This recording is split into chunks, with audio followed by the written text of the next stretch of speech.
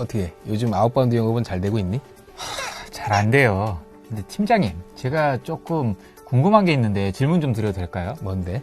업체를 나가려고 하다 보니까 너무 작은 업체는 업체에 대한 정보가 너무 없고, 그렇지. 너무 큰 업체는 업체 입구에서 막 기가 뭔가 죽어서 막 못 들어가겠어요. 부담이 되는 거지. 맞아요. 도대체 팀장님은 사전에 업체 타겟 고객을 어떻게 선정하세요? 나도 처음에는 뭔가 하여튼 100억 원, 매출 100억 원 미만의 업체를 선정을 하면 조금 더 인간적이고 가면은 좀 환영을 받지 않을까 해서 그런 업체를 맨 처음에는 타겟으로 선정을 했어. 근데 결과적으로 나중에 3개월이 지나고 6개월이 지나서 이 업체가 뭔가 자금 수요가 있는데 막상 주려고 하니 줄 수가 없게 되더라고. 왜요? 그만큼 신용 등급 그리고 우리 금융기관에서 원하는 기준이 안 맞는 거지. 요즘 느끼는 거지만 오히려 매출액이 100억 원이 넘어가고 외관법인을 중심으로 해서 타켓을 선정을 해서 방문하는 것이 오히려 더 성공 확률이 좋더라고. 맞아요. 외관법인 같은 경우는 다트의 감사보고서라든지 여러 정보들이 미리 공시가 돼 있어서 업체를 미리 알고 방문하는 게 큰 도움이 될 것 같더라고요. 근데 여기서 하나 제가 걸리는 게 이렇게 큰 외관법인 같은 경우는 꼭 경비실을 운영을 하는데 항상 방문할 때마다 그 경비 아저씨가 무서운 눈으로 약속하고 왔는지를 물어보시더라고요. 이런 경우에는 어떻게 그 문을 열고 들어갈 수가 있을까요? 정말 공감되는 얘기인데 나도 처음에 아웃바운드 영업을 시작할 때 경비실이 있는지 없는지 이게 오히려 섭외 정보가 되더라고. 지금은 되도록이면 경비실을 통과할 때 실장님께 재무 담당 이사님이 누구세요? 라고 성함을 여쭤보는 거야. 그렇게 되면 거기서 기본적인 이사님 성함을 알게 되는 거지. 그 다음에는 돌아가서 정중하게 누구 이사님 계십니까? 해서 전화를 바꿔서 사전에 방문 약속을 잡고 섭외를 하는 방법도 있고, 만약에 경비실 1층에서 이사님하고 통화하고 바로 올라오라고 하면 그러면은 그때는 그대로 들어가면 되지. 항상 남의 집을 방문할 때는 항상 사은품을 준비해서 갈 수 있도록 하라고. 빈손으로 절대 가면 안 돼. 하다못해 요즘 요즘 휴지도 나오는데 그런 거라도 항상 들고 가서 고객들한테 각인을 시켜줄 수 있도록 그렇게 해주기 바래. 그러면은 경비 아저씨와도 좀 유대 관계를 형성해 놓으면 아무래도 재방문 시에 조금 편하게 들어갈 수가 있겠네요. 그러면 그렇게 해서 처음으로 업체 실무 담당자, 재무 담당자를 만났을 때는 어떤 얘기를 나눠야 되나요? 그 전에 우리가 고객을 선정하고 나서는 통상적으로 많이 망설이는 경우가 있어.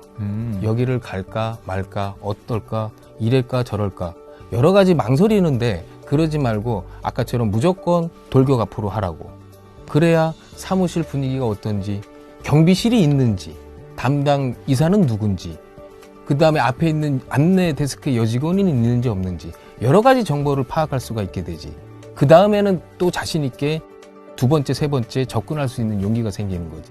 그 다음에 아까처럼 이사님을 통해서 바로 약속이 돼서 올라갔을 때는 절대로 가방을 들고 가지 말기를 바래. 가방을 들고 가지 말라고요? 아니 그건 또 왜요? 이 통상적으로 아웃바운드 영업을 하시는 분들이 제일 먼저 백화점 가서 사는 게 아주 그냥 명품 가방을 사가지고 들고 가는데, 가방을 딱 드는 순간 나는 내가 뭘 팔러 가는 거구나. 상대방도 저 사람이 뭘 팔러 왔구나 라는 뭔가 자존감이 떨어진다는 말이지.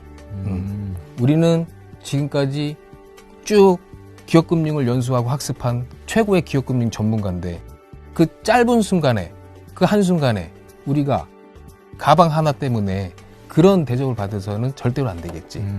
정정당당하게 이사님을 뵙고 아까 얘기했던 첫 번째 대화는 다양한 우리 회사에 하는 업종이 뭔지 그런 이제 정보를, 또 가장 중요한 건 우리가 자금 수요가 있는지를 여쭤보게 되는 거지. 그러면 그렇게 해서 첫 방문을 마치고 난 후에 두 번째 방문은 언제 얼마나 좀 경과한 후에 가고 또 어떤 내용으로 방문을 하게 되는 게 좋을까요?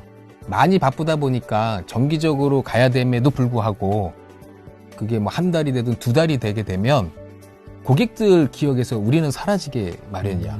그렇기 때문에 나 같은 경우에는 매일 아침마다 기업금융 정보 메시지를 그분한테 보내주는 거야. 아, 어떤 메시지요? 나 같은 경우에는 환율 메시지 같은 것을 매일매일 보내주지. 요즘 같은 경우에는 환율이 핫하지 않나? 맞아요.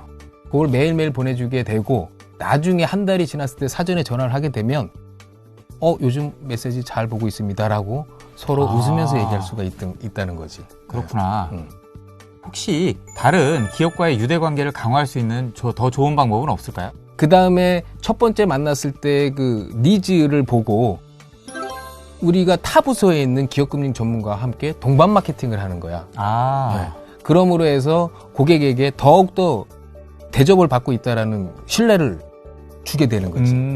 지난번에 방문했던 사장님도 이제 자녀분에게 이 사업을 물려주려고 하는데 그 세무 관계해서 고민이 많으시더라고요. 이런 경우에도 그러면은 우리 본부 부서에 전문가를 모시고 동반 마케팅을 갈 수가 있겠네요. 아주 좋은 질문인데 가업 승계와 관련한 것은 전 금융기관에 다 해주고 있지만 각 금융기관에 그걸 함으로 해가지고 고객이 대접받는다는 느낌을 꼭 줄 수 있도록 그렇게 해주기 바라네.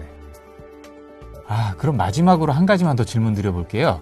우리가 이 기업과의 실질적인 거래 관계를 맺기 위해서는 이제 어쨌든 간에 거래를 제한을 해야 되는데 어떤 거래를 제한을 했을 때 우리가 다른 금융기관보다 더 경쟁력 있고 고객이 만족할 만한 상품을 제한을 할 수가 있을까요? 우리는 아마도 평생 기업금융과 관련한 연수와 학습을 했을 거라 믿어. 그렇기 때문에 앞으로도 꾸준하게 공부는 해야 되는데 상품에 대한 공부는 꾸준히 해야 되네. 기업에 맞는 상품이 무엇인지, 상품에 맞는 기업을 어떻게 또 검색을 해서 찾아내는지 이 두 가지 방법을 역발상을 통해서 계속해서 제한을 할 수 있도록 해야 되는데 기존의 각 금융기관에서 사용하는 일반 금융상품으로는 이 전쟁터에서 살아남을 수가 없어. 맞아요. 저리의 정책 자금과 협약 대출, 정부에서 지원하는 모든 자금을 꿰뚫고 고객에게 제한한다면 승률은 항상 높아질 거라고 믿네.